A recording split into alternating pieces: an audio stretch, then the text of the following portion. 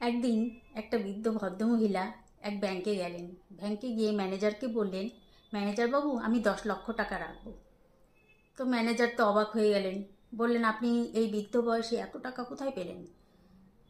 তো বৃদ্ধ ভদ্রমহিলা বললেন, আমি বিভিন্ন খেলা হয় না, বিভিন্ন খেলায় বাজি ধরি, সেই বাজিতে আমি এই টাকাটা ইনকাম করেছি।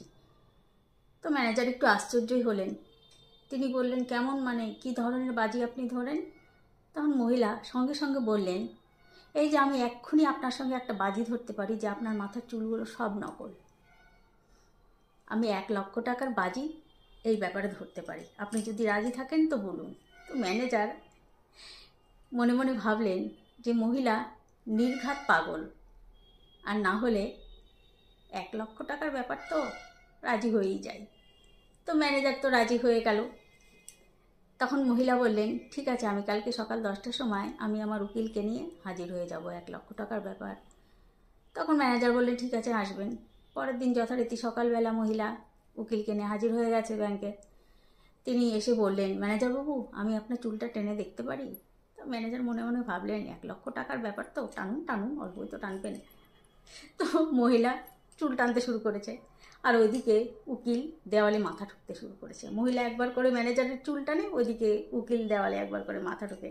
কেন বলো তো বন্ধুরা? কারণ ওই মহিলা উকিলের সাথেও বাজি ধরে এসেছিল। এই বাজি ধরেছিল যে শহরের সব থেকে বড় ব্যাংকের ম্যানেজারের চুল টেনে দেখাবে। তো তিনি তো টানতে পারলেন, এদিকে উকিল হেরে গেল।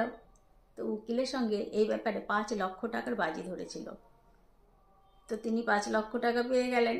সেখান থেকে 1 লক্ষ টাকা তিনি ম্যানেজারকে দিয়ে দিলেন, আর 4 লক্ষ টাকা নিয়ে বাড়ি চলে গেলেন মহিলা। তাহলে বন্ধুরা, সব সময় বুদ্ধি খাটিয়ে চলতে হয়। বুদ্ধি যেখানে জয় সেখানে, তো বুদ্ধি করে চললে সব জায়গায় জয়ী হয়ে ফেরা যাবে। আমার গল্পগুলো তোমাদের কেমন লাগছে বন্ধুরা? প্লিজ একটু কিন্তু কমেন্টে জানিও, আর ভালো লাগলে একটু শেয়ার করে দিও প্লিজ। চলো এখনকার মতো টাটা, বাই বাই, লাভ ইউ।